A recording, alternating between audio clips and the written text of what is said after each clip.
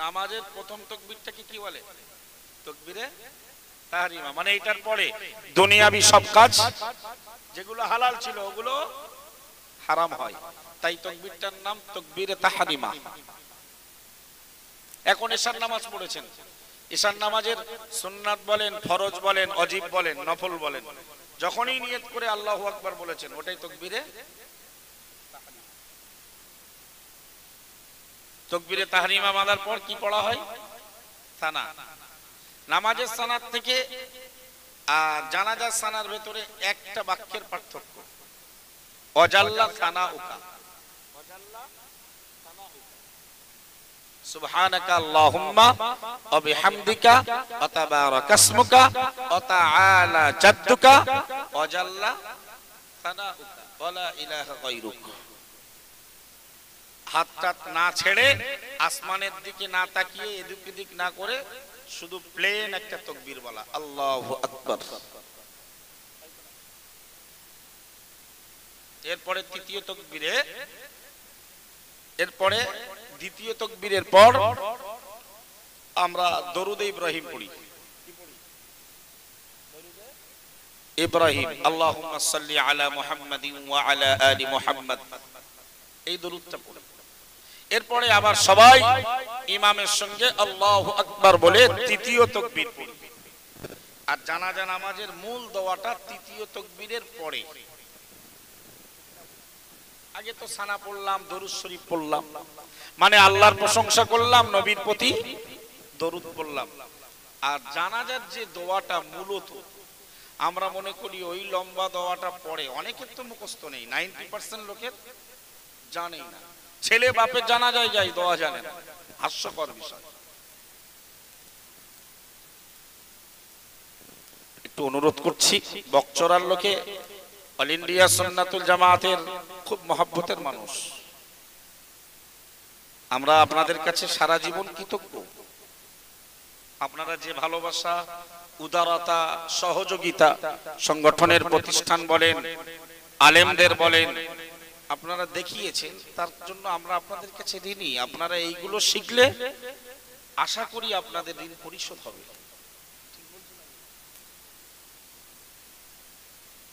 আপনি ভাবতে পারবেন না, মৃত লোকের সংবাদে যে দোয়াটা পড়লেন ওতে আপনি প্রমাণ করলেন আপনি মৃত্যুপথের পথিক। আর এই জানাজার নামাজের একটা লম্বা দোয়া আছে তৃতীয় তাকবীরের পরে, এই দোয়াতে একবার মৃত লোকের কথা বলা হয় আর বাকি সব জায়গায় জীবিত লোকের জন্য দোয়া। অথচ আমরা কিছু কাজ জানা যায়, মৃত লোকের জানা যায়। প্রিয় নবী আমাদের শিখিয়ে দিলেন তৃতীয় তাকবীরের পর ওই দোয়াটা পড়ে নাও, আল্লাহুম্মা গফিরলি হাইয়িনা ওয়া মাইয়িতিনা ওয়া শাহিদিনা ওয়া গায়বিনা ওয়া সাগীরিনা ওয়া কাবীরিনা ওয়া যাকারিনা ওয়া উনসানা। ওগো আমার বান্দা আল্লাহর নবীর উম্মতি, না না না, ওই দোয়ার অর্থ হলো ও রব্বুল আলামিন আল্লাহ, আপনি আমাদের ভেতরে যারা জীবিত তাদেরকে আপনি ক্ষমা করে দিন। প্রথম দোয়া কাদের? প্রথম দোয়ায় মাইয়েতের জানাজায় গেছি, মানে মৃত মানুষের জানাজায় প্রথম ক্ষমার দোয়া কার? মানে আমরা যারা ওখানে দোয়া উপস্থিত, আমরা নিজেরা নিজেদের জন্য দোয়া করছি, হে আল্লাহ আপনি আমাদের ভেতরে যারা জীবিত ওদেরকে মাফ করে দেন। অনেক লোকে হয়তো ভাবেও মৃত লোকের অত সওয়াব দিয়ে লাভ কি, আমি এই দোয়া মুখস্থ করব না, তাতে যা হয়। কিন্তু ওই দোয়ার ভেতরে শোনা শুধু আপনার আর আমার উপকার, জীবন্ত লোকের উপকার বেশি।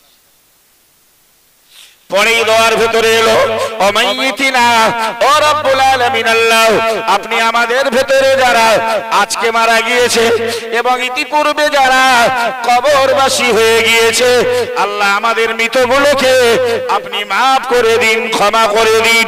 না না না, পরে আমার আবার বললাম অশাহিদিনা, ও রব্বুল আলামিন আল্লাহ, জানাজার ময়দানে আমরা যারা উপস্থিত হয়েছি আল্লাহ, আমাদেরকে আপনি ক্ষমা করে দিন।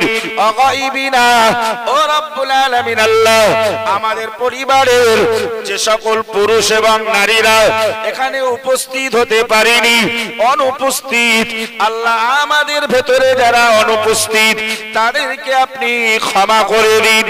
ও রব্বুল আলামিন আল্লাহ, আসসাগিরিনা, আমাদের ভেতরে যারা ছোট তাদেরকে আপনি ক্ষমা করে দিন। ও কাবীরিনা, ও রব্বুল আলামিন আল্লাহ, আমাদের ভেতরে যারা বড় তাদেরকে আপনি ক্ষমা করে দিন।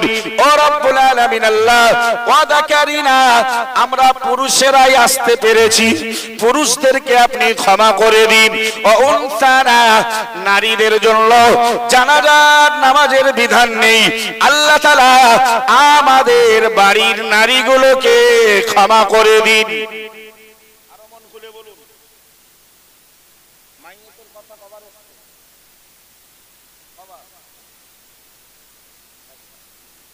আবার প্রথমে এসেছে জীবিত লোকের কথা। ছোট বড়, উপস্থিত অনুপস্থিত, নারী পুরুষ সকলকে আল্লাহ আপনি ক্ষমা করে দেন। জোরে বলেন। লাস্ট দুটো বাক্য শুনলে আশ্চর্য হবেন, কত দুরন্ত কথা নবী আমাদেরকে শিখিয়েছে। আমরা বলে ফেললাম জানাজার নামাজের ভেতরেই আমরা কাঁদা কাঁদা ভাবে আমাদের চোখে অশ্রু অবস্থায় আল্লাহকে ডেকে বললাম, আল্লাহুম্মা মান আহইয়াইতাহু মিন্না ফাআহইহি আলাল ইসলাম। ও রব্বুল আলামিন আল্লাহ, আমাদের ভেতরে আপনি যাদেরকে বাঁচিয়ে রাখবেন, যাদেরকে জীবিত রাখতে চান, ফাআহইহি আলাল ইসলাম, আল্লাহ তাআলা তাদেরকে ইসলামের উপরেই আপনি জীবিত রাখুন। আল্লাহ, আজকে তো মৃত লোকে জানাজা পড়তে এসেছি, এখনো আমরা যারা বেঁচে থাকবো আল্লাহ তুমি ইসলামের বিধানের উপরে বাঁচিয়ে রাখুন। যদি বলুন। পরের বাক্য আমরা পড়ে ফেললাম, ওমান তাওয়াফাইতাহু মিন্না। ও রব্বুল আলামিন আল্লাহ, আমাদের ভেতরে আবার যাদের মৃত্যুর সময় ঘনিয়ে এসেছে, যাদেরকে আপনি মৃত্যু দিতে চান, ফাতাওয়াফাহু আলাল ঈমান, আল্লাহ তাআলা তাদেরকে আপনি ঈমানের উপরে মৃত্যু দিন। সোনার থেকেও মূল্য। আল্লাহ আমাদের জীবিত মৃত ক্ষমা করুন। আল্লাহ আমাদের ভেতরে যারা জানাজায় উপস্থিত, যারা অনুপস্থিত সবাইকে ক্ষমা করুন। আল্লাহ আমাদের ভেতরে যারা ছোট এবং যারা বড় উভয়কে ক্ষমা করুন। সুবহানাল্লাহ বলুন। আল্লাহ আমরা যারা পুরুষ আমাদেরকে ক্ষমা করুন, নারীদেরকেও ক্ষমা করুন। আল্লাহ আমাদের ভেতরে যাদেরকে বাঁচিয়ে রাখতে চান ইসলামের বাউন্ডারিতে, ইসলামের বিধানের উপরে আল্লাহ আপনি বাঁচিয়ে রাখুন। যাদেরকে মৃত্যু দিতে চান আল্লাহ ঈমানের সঙ্গে খাতামা বিল খায়র নসিব করুন। মন খুলে বলুন। এগুলো শিখতে হবে। প্রথমে দোয়াতে আপনি মৃত লোকের শোক সংবাদে পড়েছেন, আপনি মৃত্যু পথে হাঁটছেন, আর এখানেও দোয়া করলেন নিজেদের জন্য। এরপরে আমরা চলে যাই কোথায়? কবর। কোথায়? কবরে গিয়ে আমাদের কাজ হলো লোকটাকে কবরে শুইয়ে বা নারীটাকে কবরে শুইয়ে উপরে কিছু চাপা টাপা দিয়ে তার উপরে মাটি দিয়ে চলে আসে, তাই তো নাকি? বা দোয়া করা। তো মাটি দেওয়ার সময় আমরা তিনটে বাক্য পড়ি। কটা? ষোলপাড়ার 14 পৃষ্ঠা, সূরার নাম সূরাতুত তাহা।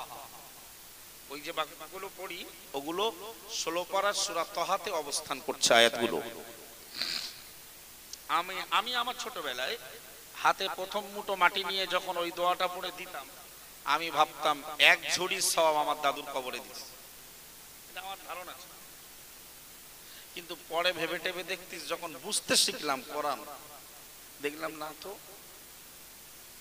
বরং আমার জীবনটা ভালো পথে চালানোর, অহংকার মুক্ত করে গঠন করার সময় এসেছে।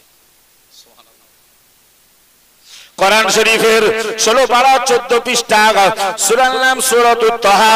মহান আল্লাহ জানিয়ে দিলেন মিনহা খলাকনাকুম, আমরা এক মুঠো মাটি হাতে নিয়ে ওই দোয়াটা পড়ে ফেলি মিনহা খলাকনাকুম, এরপরে মাটিটা আমরা মৃত লোকের কবরের উপরে চাপিয়ে দেই। ওগো আল্লাহর বান্দা, ওই আয়াতের ব্যাখ্যা হলো, ওই বাক্যের তরজমা অনুবাদ হলো মিনহা খলাকনাকুম, আমি আল্লাহ তোমাদেরকে মাটি থেকে তৈরি করেছি।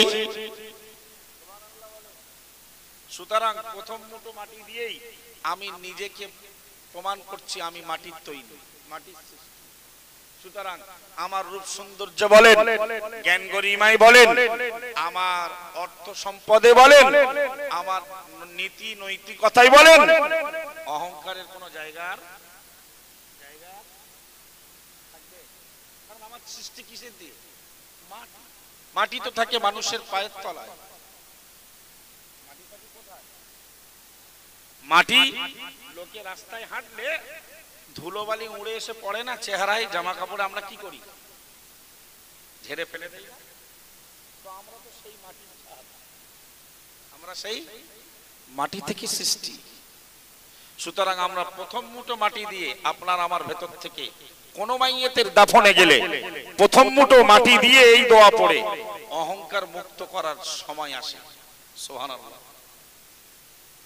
দুই মুঠো মাটি, দ্বিতীয় মুঠো মাটি হাতে তুলে নিলাম, আমরা দোয়াটা পড়ে ফেললাম অফিহা নুঈদুকুম, যার শাব্দিক অর্থ হলো হে বান্দা আমি আল্লাহ আবার তোমাদেরকে এই মাটিতেই ফিরিয়ে দেব।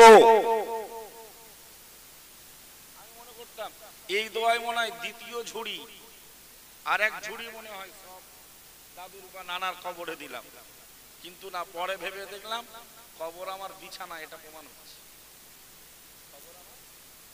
কারণ আল্লাহ বলছে অফিহা নুঈদুকুম, বান্দা ওই কবরে ওই মাটিতেই আবার তোমাকে আমি একদিন ফেরাবো। মাটি থেকে তোমার সৃষ্টি, মাটিতেই আবার মাটি কারণ কবরে দেওয়ার পরে ভেতরটাকে এরাম অনুভব করাবেন এই মাটি আমার বিছানা।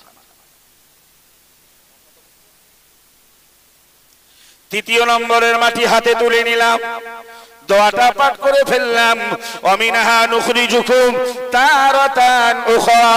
আমি ছোটবেলায় ভাবতাম যখন কোরআন বুঝতাম না, শরিয়াত জানতাম না, আরবি ব্যাকরণ জানতাম না, গ্রামার জানতাম না, সাহিত্যকে বুঝতাম না, কোরআন তেলাওয়াত করার পরে অনুবাদ যখন জানতাম না, মনে মনে হতো কবরবাসীর কবরে অনেকটা সাপ দিয়ে দিয়েছি। কিন্তু বান্দা না না না, ওই আয়াতের অর্থ হলো অমিনহা নুখরিজুকুম তারাতান উখরা। ও বান্দা আমি আল্লাহ তোমাদেরকে আবার একবার এই মাটি থেকে ওঠাবো। মাটিতে ফেরাবো, ফের আবার মাটি থেকে ওঠাবো। ওই দিনটা কি? ওই দিনটা সুতরাং তৃতীয় মুঠো মাটি দেওয়ার পরে আপনার ভেতরটায় এই চিন্তা চেতনা আসা উচিত যে হ্যাঁ, একদিন কিয়ামত হবে, আমাকে হিসাব দিতে হবে। প্রথম মাটি দিয়ে দোয়াটা পড়ে নিজের ভেতর থেকে গর্ব অহংকারকে দূর করতে হবে, আর দ্বিতীয় নম্বর মাটিটা দিয়ে ওই দোয়া পড়ে নিজের ভেতরে ধারণা তৈরি করতে হবে আমাকে কবরে যেতে হবে। সুতরাং আমাকে কবরের প্রস্তুতি, আসবাবপত্র, পাথেয় সঞ্চয় করতে হবে। 3 নম্বরে ওই বাক্য পড়ে যখন মাটি দেবেন, ভেতরটা তৈরি করবেন যে কিয়ামতের দিনের জন্য আমি কতটা প্রস্তুত। কোন একজন সাহাবী রাসূলকে জিজ্ঞেস করেছিলেন, ইয়া রাসূলুল্লাহ, ইয়া হাবিবাল্লাহ, মাতাস সাআ, কবে কিয়ামত সংগঠিত হবে? নবী আমার জিজ্ঞেস করলো, ও বাবা সাহাবী, না না না, তুমি কিয়ামতের জন্য কি প্রস্তুত করেছো? প্রিয় নবী সাহাবী জবাব দিয়ে বললেন, ইয়া রাসূলুল্লাহ, ইয়া হাবিবাল্লাহ, হুজুর, হুব্বুল্লাহি ওয়া রাসূলি, আমি আল্লাহ এবং তার রাসূলের ভালোবাসা প্রস্তুত করেছি। কি তৈরি করেছো বাবা? তুমি কিয়ামত কবে হবে জানতে চাচ্ছ? বলল হুজুর আমরা কিয়ামতের জন্য শুধু তৈরি করেছি আল্লাহ আর তার রাসূলের মহব্বত। জোরে বলেন, মন খুলে বলুন ভাই। কিয়ামতের দিনে বান্দাবান্দির দল হবে দুটো। কটা বলুন? তাহলে আমরা প্রমাণ পেলাম অমিনহা নুখরিজুকুম তারাতান উখরা। এই আয়াত থেকে আল্লাহ বললেন বান্দা এই মাটি থেকে একবার আবার তোমাদেরকে আমি আল্লাহ তুলবো, ওঠাবো। এই আয়াত থেকে প্রমাণ হলো কিয়ামত সংগঠিত হবে। আর কিয়ামতের দিন আল্লাহর বান্দা বান্দীরা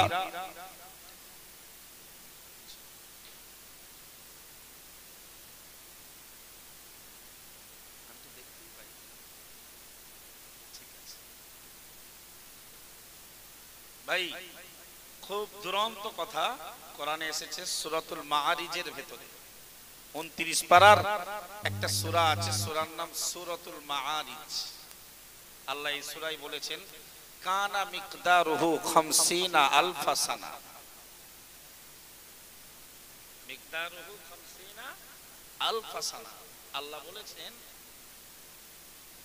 যে কিয়ামতের পরিমাণ, কিয়ামতের দিনটার পরিমাণ হবে 50,000 বছরের সমতুল্য।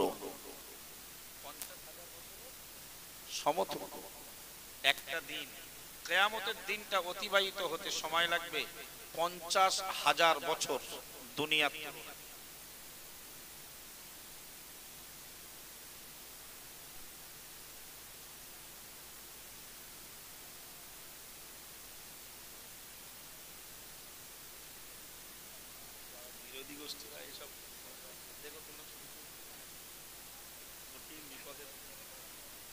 দরুদ শরীফ আল্লাহুম্মা সাল্লি আলা সাইয়্যিদিনা।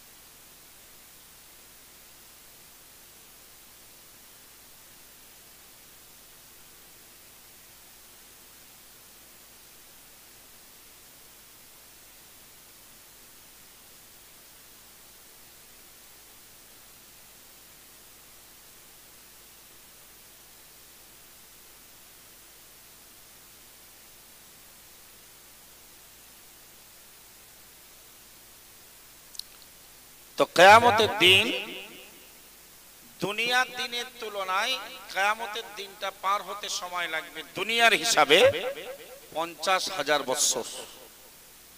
নাউজুবিল্লাহ। আল্লাহ ওই কঠিন দিনে আল্লাহ আমাদেরকে যেন নাজাতের রাস্তা তৈরি করে দেন। বলুন আমিন। একটু চেষ্টা করুন, কঠিন পরিস্থিতি হবে। কোরআনে এসেছে যে ইয়াদুল মুজরিমু লাউ ইফতাদি মিন আযাবি ইয়াউমাইযিন বিবানি, মিন আযাবি ইয়াউমাইযিন বিবানি।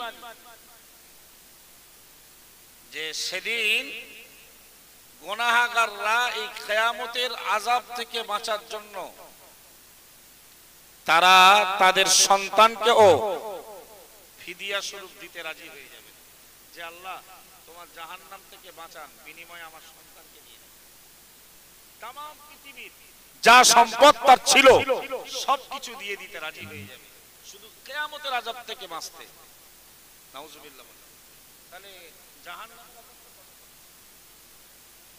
কিয়ামতের আযাব থেকে বাঁচতে মানুষ তার সন্তানকেও ফিদিয়া স্বরূপ আযাবের পরিবর্তে দিতে রাজি হবে। নাউজুবিল্লাহ। কোরআনে আল্লাহ বিবরণ দিলেন অসাহিবাতিহি ওয়া আখিহি। না না না, মহান আল্লাহ জানিয়েছেন আল্লাহর বান্দা গুনাহগারেরা আল্লাহর কাছে কিয়ামতের দিন নাজাত পাওয়ার জন্য, মুক্তি পাওয়ার জন্য, সাহিবাতিহি আযাব থেকে বাঁচার জন্য বিনিময়ে তারা তাদের স্ত্রীকে দিতে রাজি হয়ে যাবেন। আখিহি, ও বাংলা মনে রাখো যে জাহান্নামে আপনার যেতে হচ্ছে নামাজ কাজা করে, রোজা ছেড়ে দিয়ে, না না না, সুদ ঘুষ মিথ্যা আর জেনা ব্যভিচার অন্যায় অপরাধ করার কারণে যে কিয়ামতের দিন আপনার এই আযাবে গ্রেফতার হতে হবে। ওই অন্যায়গুলো অনেক ক্ষেত্রে তো আমরা আমাদের সন্তানের শান্তির জন্য, স্ত্রীর সুখ খোঁজার জন্য, আমার ভাইয়ের ভ্রাতৃত্ব বজায় রাখার জন্য অনেক অন্যায় এমন আমরা করে ফেলি যে জন্য আমরা আল্লাহর আযাবে পাকড়াও হয়ে যাব। বান্দা মনে রাখা দরকার, কিয়ামতের মহাময়দানে আল্লাহর গুনাহগার বান্দারা আযাব থেকে মুক্তি পাওয়ার জন্য তারা তাদের সন্তানকে দিয়ে দিতে চাইবেন, তারা তাদের স্ত্রী, তারা তাদের ভাই, বন্ধু, পরিবার, আত্মীয় স্বজনকে দিয়ে দিতে চাইবেন। একটু জোরে বলুন নাউজুবিল্লাহ।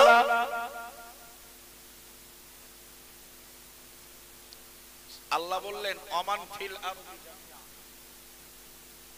তাম পৃথিবীটার যদি মালিকানা তাকে দেওয়া হয় কিয়ামতের দিন সবকিছু আযাবের বিনিময়ে ফিদিয়া স্বরূপ দিতে চাইবে। কিন্তু মনে রাখুন সেদিন এদের একটাও সন্তান বলেন, স্ত্রী বলেন, ভাই বলেন, বন্ধু, আত্মীয় স্বজন, পরিবার বলেন, দুনিয়া পরিমাণ সম্পদ আল্লাহর কাছে গ্রহণযোগ্য হবে না। সুতরাং সেই আযাবের স্বাদ আমাদেরকে ভোগ করতে হবে ভাই। সুতরাং সকলকে আমি এই দোয়ার মজলিস থেকে শুধু একটাই বার্তা, ঈমানটার সাথে সাথে হারামগুলোকে ছাড়ুন, আর 5 ওয়াক্ত নামাজ, রমজান মাসের রোজা, আর সঙ্গে যতটা পারা যায় এক্সট্রা নফল ইবাদত বান্দেগী। আল্লাহ চাইলে আপনার আমার জীবনটা আল্লাহর কাছে সাফল্য মণ্ডিত হবে। জোরে বলুন। প্রিয় নবী আমার সাহাবী আবু হুরায়রাকে ডেকে বললেন, বাবা আবু হুরায়রা, আমি 5টা উপদেশ তোমাকে করছি, ওই 5টা উপদেশ যদি তুমি মেনে চলো, না না না, ইহকাল পরকালে তুমি সাফল্য মণ্ডিত হয়ে যাবে। আল্লাহ পাকের নবী মুহাম্মদুর রাসূলুল্লাহ সাল্লাল্লাহু আলাইহি ওয়াসাল্লাম হাদিস শরীফে বিবরণ দিলেন, মাইয়া খুদু আন্নি হাউলাইল কালিমাতি ফায়ামালু বিহিন্না আও ইউআল্লিমু মান ইয়ামালু বিহিন্না আও কামা ক্বালা আলাইহিস সালাম। আল্লাহ পাকের নবী মুহাম্মদুর রাসূলুল্লাহ সাল্লাল্লাহু আলাইহি ওয়াসাল্লাম সাহাবীদের মাঝেই রয়েছেন। নবী আমার ঘোষণা দিল, তোমাদের ভেতরে কে রয়েছে আমার থেকে কিছু শিক্ষা গ্রহণ করে নিজে আমল করবেন এবং ভবিষ্যৎ প্রজন্ম অন্যদেরকে শেখাবেন, তারাও ওইগুলো আমল করবে। প্রিয় নবী সাহাবীদের ভেতরে বিখ্যাত সাহাবী আবু হুরায়রা রাদিয়াল্লাহু তাআলা আনহু উঠে দাঁড়িয়ে বললেন, আনা ইয়া রাসূলুল্লাহ, হুজুর আমি আবু হুরায়রা তার জন্য প্রস্তুত রয়েছি। প্রিয় নবী আমার আবু হুরায়রার হাতটা ধরলেন, ফাআখাযা বিয়াদি, হাদিসের বর্ণনাকারী রাবিও আবু হুরায়রা। আবু হুরায়রা বললেন, নবী আমার হাত ধরলেন, ও আদ্দা খামসান, আর গুনে গুনে 5টা উপদেশ শুনিয়ে দিলেন। 1 নম্বরে নবী আমার বললেন, আবু হুরায়রা ইত্তাকিল মাহারিমা তাকুন আ'বুদান নাস আও কামা ক্বালা আলাইহিস সালাম। প্রিয় নবী মুহাম্মদুর রাসূলুল্লাহ সাল্লাল্লাহু আলাইহি ওয়াসাল্লাম বিখ্যাত সাহাবী আবু হুরায়রাকে ডেকে বললেন, ও বাবা আবু হুরায়রা, হারাম বর্জন করে দাও, হারাম ছেড়ে দাও, হারাম থেকে পরহেজগারিতা অবলম্বন করো, হারাম থেকে দূরে থাকো। আমি প্রিয় নবী মুহাম্মদুর রাসূলুল্লাহ সাল্লাল্লাহু আলাইহি ওয়াসাল্লাম বলছি, তুমি হয়ে যাবে মানব জাতির ভেতরে শ্রেষ্ঠতম আবেদ। জোরে বলুন। তাহাজ্জুদের নামাজ পড়তে বলিনি, ইশরাক পড়তে বলিনি, সারা বছর নফল রোজা রাখার কথা আল্লাহর নবী বলেনি, বলেছে আবু হুরায়রা আমার 1 নম্বরের উপদেশ, তুমি হারাম ছাড়ো, তুমি হয়ে যাবে মানব জাতির ভেতরে শ্রেষ্ঠতম আবেদ। সুবহানাল্লাহ বলে। ভাই ইবাদত করলে তো আবেদ হওয়া যায়, আরে খেলতে পারলেই তো প্লেয়ার হওয়া যায়, ভালো কোরআন হাদিস থেকে কথা বলতে পারলেই তো খতিব বা বক্তা বলা হয়, ভালো লিখতে জানলে তো রাইটার বলা হয়, ভালো শিল্পী হলে মানে ভালো কিছু কবিতা লিখতে জানলে তাকে তো বলা হয় কবি। কিন্তু এখানে নামাজ, রোজা, হজ, যাকাত, তাসবিহ, তাহলিল, কোরআন কিছু বলিনি। নবী বলেছে হারামকে ছাড়ো, তুমি আল্লাহর কাছে শ্রেষ্ঠ আবেদ। বুখারী riwayat, আমি নামাজ পড়বো, হারাম থাকবে, আবেদ হতে, নামাজ পড়লেই আবেদ হওয়া যায়, কিন্তু হারাম না ছেড়ে নামাজ পড়লে আবেদ হওয়া, রোজা রাখলে আবেদ হওয়া যায়। আল্লাহর নবী হাদিসে কুদসিতে আল্লাহ বলেছেন, আস-সাওমু লি ওয়া আনা আজসি বিহি, রোজা এমন একটা ইবাদত, ওটা শুধু আমার জন্য, জোরে বলুন, আর আমি আল্লাহ নিজ হাতে রোজাদারের প্রতিদান দান করি। এরপরেও রোজাদার রোজা রাখবে, আবেদ হতে পারবে না যদি হারাম।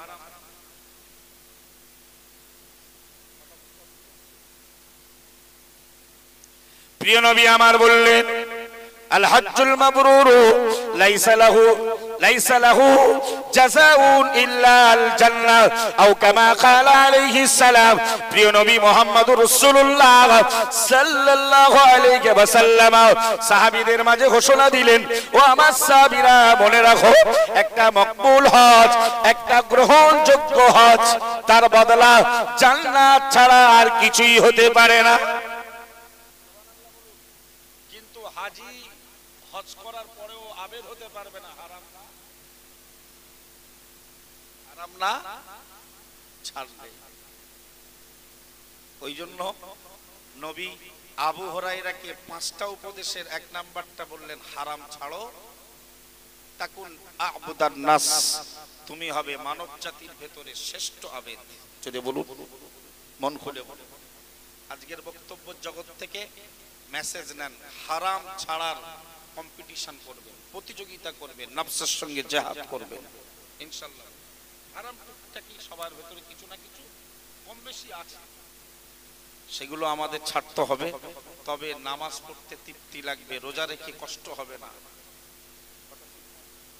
নামাজে দাঁড়িয়ে মনটা এদিক সেদিক যাবে না। হারাম তো আমাদের বাসা বেঁধে আছে। নবী বলেছে, আখিরি জামানায় আমার উম্মতের উপরে একটা সময় আসবে, সুদ থেকে কিছু মানুষ বাঁচতে পারলেও সুদের ধোঁয়া থেকে বাঁচবে।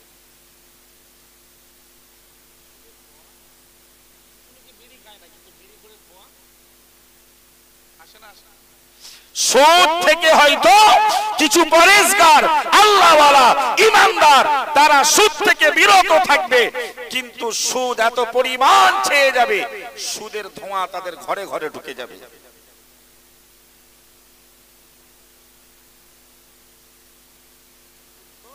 মুসলমান পাড়ায় বাসা বেঁধেছে, মুসলমানের মেয়েরা সুদের এজেন্ট। সুদের ওয়াজ করা আমার উদ্দেশ্য নয়। হারাম না ছাড়তে পারলে আমরা আল্লাহর মনোনীত ইবাদতকারী বান্দা আবেদ হতে পারবো না। প্রিয় নবী আমার বললেন, ও আবু হুরায়রা, 2 নম্বরের উপদেশ হলো, অর্থ বিমা কসামাল্লাহু লাকা তাকুন আগুনান নাস আও কামা ক্বালা আলাইহিস সালাম। প্রিয় নবী আমার বললেন, হে বাবা আবু হুরায়রা, আল্লাহ তোমার তাকদীরে যা জুটিয়ে দেয়, তুমি যা পাও তাতেই তুমি সন্তুষ্ট হয়ে যাও। তাকুন আগুনান নাসি, আমি আল্লাহর নবী বলছি, তুমি হয়ে যাবে মানব জাতির ভেতরে শ্রেষ্ঠতম ধনী। 2 টাকা, 5 টাকা, 100 টাকা, 1000 টাকা, 1 লক্ষ টাকা, এতেই আলহামদুলিল্লাহ বলে সন্তুষ্ট হয়ে যাবে। আমি নবী বলছি, তুমি হবে আল্লাহর কাছে ধনী। সুবহানাল্লাহ। তোমার অর্থ সম্পদ হয়তো খুব বেশি না থাকতে পারে, কিন্তু তুমি আল্লাহর কাছে প্রমাণিত হবে, আল্লাহর কাছে তুমি ধনী রূপে বিবেচিত হবে। কারণ যার একতলা আছে দুতলার জন্য লালায়িত, একটা গাড়ি আছে দুটো গাড়ির জন্য লালায়িত, একটা দোকান আছে দুটো দোকানের জন্য লালায়িত, এই লোকটা এখনো অমুখাপেক্ষী। আর ধনী বা আগনা শব্দ হলো, এই শব্দের অর্থ হলো অমুখাপেক্ষী। যে যা পাই আমরা সবাই মুখাপেক্ষী আল্লাহ। আল্লাহু গনিয়ুন ওয়া আনতুমুল ফুকারা, মহান আল্লাহ জানিয়েছেন হে বান্দা বান্দির দল, আমি আল্লাহ অমুখাপেক্ষী, ওয়া আনতুমুল ফুকারা, আর তোমরা সবাই ফকির। আমার দরবারে ইলাহিতে তোমরা মুখাপেক্ষী। জোরে বলুন। আল্লাহ দেওয়ার পরে যারা সন্তুষ্ট এরা আর কারো মুখাপেক্ষী নয়, এক আল্লাহ। কিন্তু যাদের দেওয়ার পরেও অসন্তুষ্ট, তাকদীরের ফয়সালার প্রতি যারা খুশি নন, আল্লাহর কাছে এরা গনি, এদের অনেক সম্পদ, অনেক টাকা, অনেক জমি জায়গা, ঘর বাড়ি থাকবে, লেকিন এরা আল্লাহর কাছে গনি রূপে বিবেচিত হবে না। যার যত টাকা মেলে জোটে তাতে যারা সন্তুষ্ট হয়, হতে পারে সে দুনিয়ার মানুষের কাছে গরিব, ভিখারি, ফকির, আল্লাহর কাছে লোকটা মন খুলে বলে। প্রিয় নবী আমার 3 নম্বরে জানিয়ে দিলেন, আবু হুরায়রা মনে রাখো, না না না, আহসিন ইলা জারিকা তাকুন মুমিনা, আও কামা ক্বালা আলাইহিস সালাম।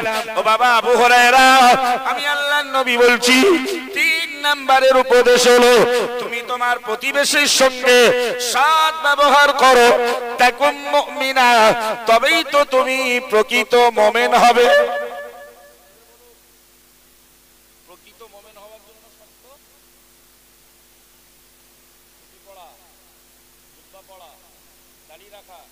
নামাজ পড়া, রোজা রাখা, হজ করা, বছরে বছরে উমরা করা, লক্ষ লক্ষ টাকা দান করা,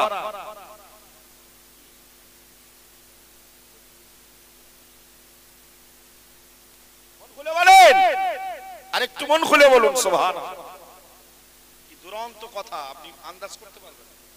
এই ওজন করার যন্ত্র আমাদের কাছে। নবী বললেন, যদি প্রকৃত মুমিন তোমরা হতে চাও, প্রতিবেশীটাকে খুশি রাখো। সুবহানাল্লাহ। প্রতিবেশী খুশি তো আমি নবী খুশি, আমি নবী খুশি তো আল্লাহ খুশি। জোরে বলুন। আর তুমি বিরাট আবেগ, বিরাট বড় হাজি, বছরে বছরে উমরা করো, বিরাট টাকা পয়সা দান করো, লেকিন তোমার ব্যবহারে, তোমার আখলাকে, তোমার চরিত্রে, তোমার চলাফেরায়, তোমার ওঠা বসায়, তোমার লেনদেনে, তোমার কথাবার্তায় তোমার প্রতিবেশী যদি অসন্তুষ্ট হয়, কষ্ট পায়, তোমার প্রকৃত ঈমান হওয়ার স্বপ্ন। ভাই আমলের পরিধি যদি কম হয় তবে আচ্ছা, লেকিন এই জিনিসগুলো হারাম ছাড়েন, তাকদীরের ফয়সালার প্রতি সন্তুষ্ট হন।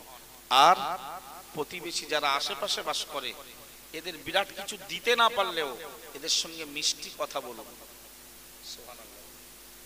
প্রিয় নবী আল্লাহ হাদিসে বললেন, মাযালা জিবরাইলু আলাইহিস সালাম ইউসিনি বিল জাররি জানানতু হাত্তা জানানতু আন্নাহু সাইওয়ারিতুহু, আও কামা ক্বালা আলাইহিস সালাম।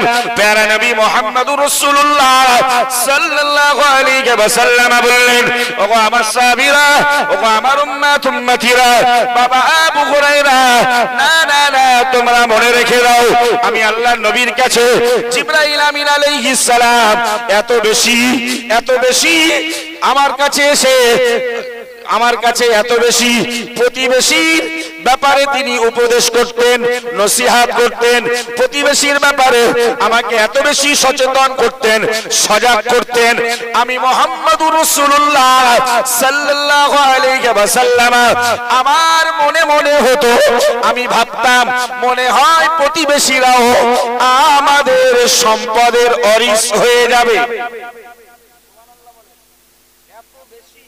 জিবরাইল এসে আমাকে প্রতিবেশীর ব্যাপারে সজাগ করতেন, উপদেশ করতেন, নসিহত শোনাতেন।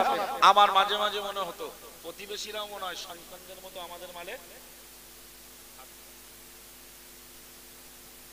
সুতরাং প্লিজ অনুরোধ করছি, এক মায়ের সবর শ্রেণী, সুতরাং যেন কখনোই কোনো প্রতিবেশীর হক নষ্ট না হয়ে যায়। খুব সাবধান, নামাজ পড়ে কপাল ঠুকেও মুমিন হওয়া যাবে না, কারণ নবী বললেন, ও আবু হুরায়রা, 3 নম্বরের উপদেশ, যদি মুমিন প্রকৃত হতে চাও প্রতিবেশীর সঙ্গে সদ্ব্যবহার করো। জোরে বলুন। আরেকটু মন খুলে বলুন। অন্য একটা হাদিসে এসেছে, নবী বললেন, তোমরা যদি আল্লাহ আর আল্লাহ রাসূলের ভালোবাসতে চাও তাহলে তোমরা তোমাদের প্রতিবেশীর সঙ্গে সদ্ব্যবহার করো। জোরে বলুন। 4 নম্বরে নবী বললেন, আহিব্বা লিনাফসিকা আহিব্বা লিন্নাসি মা তুহিব্বু লিনাফসিকা তাকুম মুসলিমা আও কামা ক্বালা আলাইহিস সালাম। আল্লাহ পাকের নবী মুহাম্মদুর রাসূলুল্লাহ সাল্লাল্লাহু আলাইহি ওয়াসাল্লাম সাহাবী আবু হুরায়রাকে ডেকে বললেন, ও বাবা আবু হুরায়রা, 4 নম্বরের উপদেশ, 4 নম্বরের নসিহত হলো, না না না, মানুষের জন্য সেটাই তুমি পছন্দ করো যা তুমি নিজের জন্য পছন্দ করো। তাকুম মুসলিমা, তবেই তো তুমি প্রকৃত মুসলমান হবে। ফর এক্সাম্পল, আমার বাপের 2 ছেলে, আমার যদি ওই খাস জমি বকচড়ার বাজারে ওইটা পছন্দ হয়, তাহলে আমার ছোট ভাইটার হবে না? হবে না? এখন আমার ধান্দা যেভাবে হোক আব্বার মাথায় হাতটা তুলবে, ওইটারে হজম করতে হবে, গ্রাস করতে হবে। হুজুর যত বড় বক্তা হোক, বুখারীর রিওয়ায়াত, গল্প নয়, গল্প বলা ওয়াজ। অল ইন্ডিয়া সুন্নাতুল জামাতের মাগরিবি বাঙ্গাল আঞ্জুমানে ওয়াজ চিন্তা করেন। এটা আল্লাহর শুকর, এটা আমাদের মুফতি সাহেব হুজুর কিবলার দোয়া এবং দেখানো পথ। আমরা আমাদের মতো আলেম প্রত্যেক কিলোমিটারে 2-10টা করে পাওয়া যায়, প্রত্যেক কিলোমিটারে 2-10টা করে পাওয়া যায়। শুধুমাত্র মুফতি সাহেবের সোহবতে আমরা হাদিস কোরআন পড়ে সুরতালটাকে আমরা প্রাধান্য না দিয়ে, ঘটনাকে প্রাধান্য না দিয়ে, গজলকে প্রাধান্য না দিয়ে, আমরা কোরআন আর হাদিসকে প্রাধান্য দিয়ে মুফতি সাহেবের তালে তাল মিলিয়ে আমরা জাতির অন্ধত্বকে আমরা উন্মোচন করতে শিখেছি। আলহামদুলিল্লাহ, এটাই অল ইন্ডিয়া সুন্নাতুল জামাতের সোনাই সোহাগ সৌন্দর্য। বক্তব্যের পরিমাণ হয়তো খুব জোর, 1 ঘন্টা 10 মিনিট, কিন্তু যে কথাগুলো আল্লাহ শুনিয়ে নিয়েছেন, আমার ক্ষমতা নেই, বলিয়ে নিয়েছেন, এটা আল্লাহর দরবারে শুকরিয়া। কি দুরন্ত কথা! তুমি নিজের জন্য যা পছন্দ করো, অন্যের জন্য সেটাই পছন্দ করো। 2 বন্ধু পার্টনারে ব্যবসা করছেন, একটা মূল্যবান জিনিস কিনে রেখেছেন, যে টাকা ফেলে রেখে না রেখে এটা কিনে রেখে, আপনি ভাবছেন এটা আমি হাতাবো, আপনার পছন্দ। আরে ভাই, আপনার যদি পছন্দ হয়, বন্ধুর কেন পছন্দ হবে না? কথা বুঝতে পারছেন? ভাইয়েরা 4 ভাই 2 বোন, ভাইয়েরা সব মাতানি মালগুলো মেরে নিলেন, বোনগুলোর বলতে, ওই মাঠের মাঝখানে যাও, কোন গেলে নিবি, না নিলে ছেড়ে দে, ওটাও গ্রাস করো। ऐसा नहीं चलेगा। মুসলমান হওয়ার স্বপ্ন ওই দিন থেকে শেষ হয়ে যাবে। সব থাকবে, লেবাস পোশাক চেহারা সব থাকবে, লেকিন নামাজ কালাম সব থাকবে ভেতরে, কিন্তু মুসলমানিত্ব বিদূরিত হবে। নাউজুবিল্লাহ। তাই নবী আমার বললেন, আহিব্বা লিন্নাসি মা তুহিব্বু লিনাফসিকা তাকুন মুসলিমা আও কামা ক্বালা আলাইহিস সালাম। ও বাবা আবু হুরায়রা, নিজের জন্য যেটা পছন্দ করো ওটা অন্যের জন্য, নিজের ভাইয়ের জন্য, পরিবারের জন্য, প্রতিবেশীর জন্য, পার্টনার বন্ধুর জন্য, ওটাই তুমি পছন্দ করো। আমি আল্লাহর নবী বলছি, তাকুন মুসলিমা, তুমি হয়ে যাবে প্রকৃত অর্থে আল্লাহর কাছে আত্মসমর্পণকারী মুসলমান। একটু জোরে বলুন সুবহানাল্লাহ। 5 নম্বরে নবী আমার শুনিয়ে দিলেন, বাবা আবু হুরায়রা, ওয়ালা তুকসিরিদ দাহিকা, অধিক পরিমাণে হাসবে না, আনন্দ ফুর্তি দুনিয়ায় করতে যাবে না। কেননা আমি আল্লাহর নবী বলছি, ফাইন্না কাসরাতাদ দাহিকি তুমিতুল কলবা আও কামা ক্বালা আলাইহিস সালাম। বাবা আবু হুরায়রা, অধিক পরিমাণে যারা হাসে, অধিক পরিমাণে যারা আনন্দ উৎফুল্ল করে, ওদের অন্তরগুলো ঈমান শূন্য হয়ে যায়, ওদের অন্তরগুলো ধ্বংস হয়ে যায়। জোরে বলুন আলহামদুলিল্লাহ। বর্তমানে যুবকরা তো সারা দিন রাত হাসির মঞ্চে, সারা দিন রাত হাসি যেখানে আছে, তামাশা যেখানে আছে, ইহা তাককে এই স্টেজে যারা কমেডি করে হাসাতে পারে তাদের শ্রোতা সংখ্যাও, অথচ নবী বললেন বেশি হেসো না বাবা, বেশি হাসলে অন্তরটা মারা যায়, ধ্বংস হয়ে যায়। কোরআনের সূরা তাওবার ভিতরে একটা আয়াত এসেছে, ফালিয়াদহাকু কালিলা ওয়ালিয়াবকু কাসীরা। ঈমানদার যারা তাদের উচিত কম হাসবে, কাঁদবে বেশি। সুবহানাল্লাহ। আমি আর 1 মিনিটও সময় আপনাদের কাছে দিতে পারছি না, আমি আপনাদের কাছে ক্ষমা প্রার্থী। অ্যাকচুয়াল আমার আজকের যা দাওয়াত হারোয়া আমতা 7:30 থেকে। কারিমুল্লাহ ভাই ফোন করলেন যে হুজুর যে কোনো একটা সময় দেন, ওদের সঙ্গে কথা বললাম, বললো ঠিক আছে আপনি 9:30 আসলেও হবে।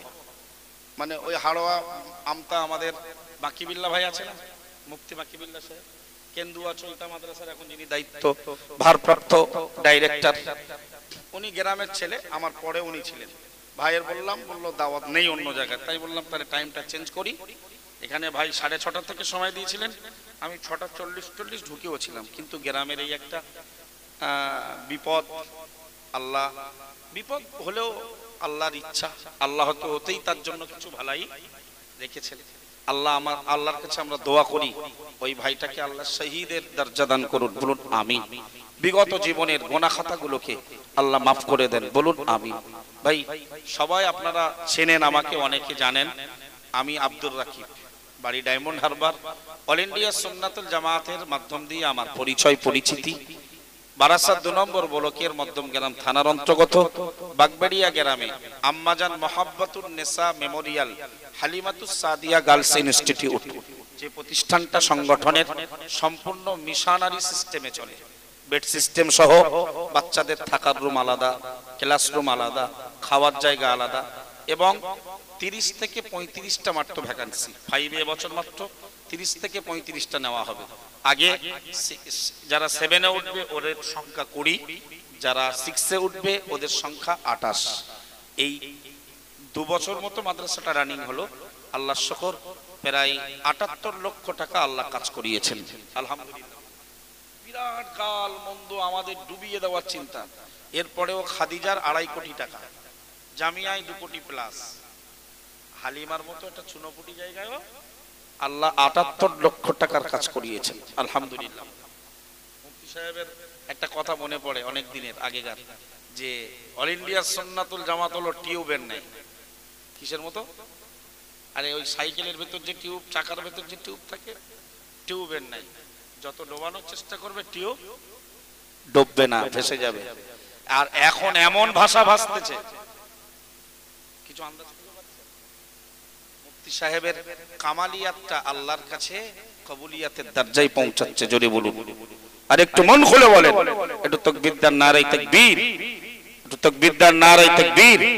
আপনাদের এলাকার কৃতি সন্তান, আমাদের খুব অত্যন্ত প্রিয় জামিয়া রহমানিয়ার প্রাক্তন ছাত্র, আমাদের সুলতানপুর নিবাসী ভাই মুহতারাম মাওলানা মুফতি জাকির হোসেন সাহেব, তিনি আপনাদের মাঝে আলোচনা করবেন।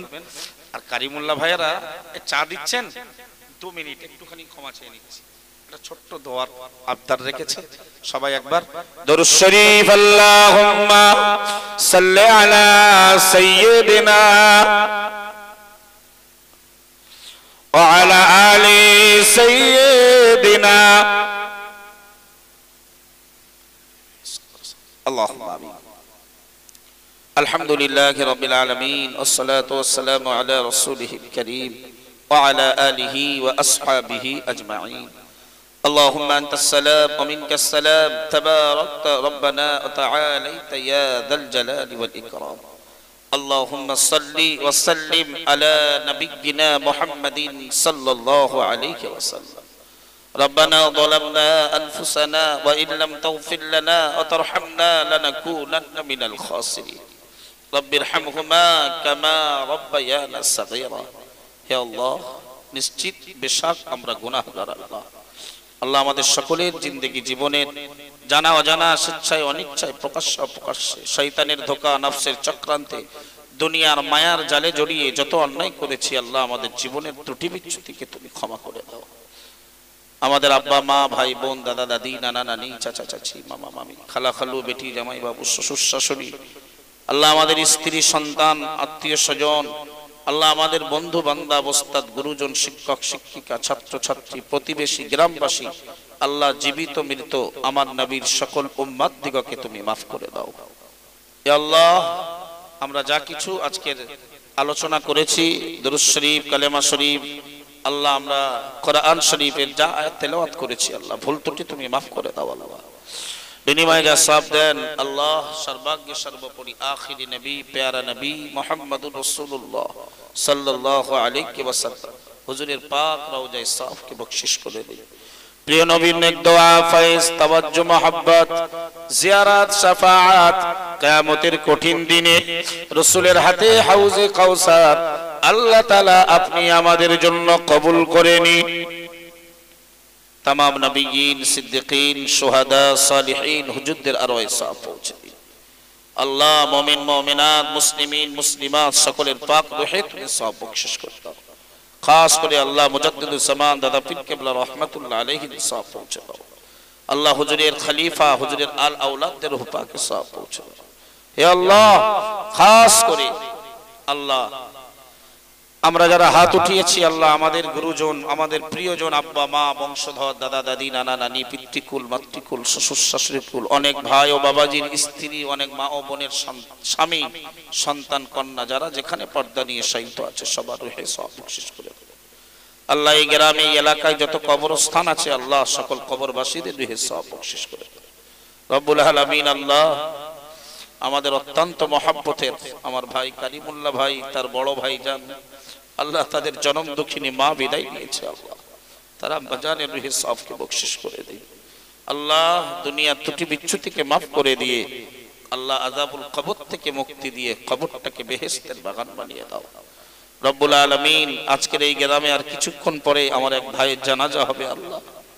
আল্লাহ তার দুনিয়ার ত্রুটি বিচ্যুতিকে মাফ করে দিয়ে কবর জীবনটা তার জন্য তুমি খুশ করে দিও আল্লাহ।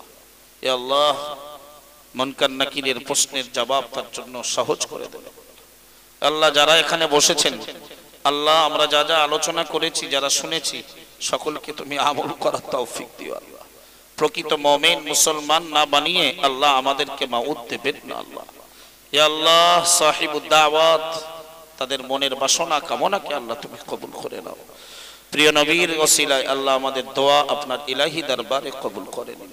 সাল্লাল্লাহু তাআলা আলা খায়রি খালকিহি মুহাম্মাদিন ওয়া আলিহি ওয়া আসহাবিহি আজমাইন وجعل خير كلامنا عند الموت لا إله إلا الله محمد رسول الله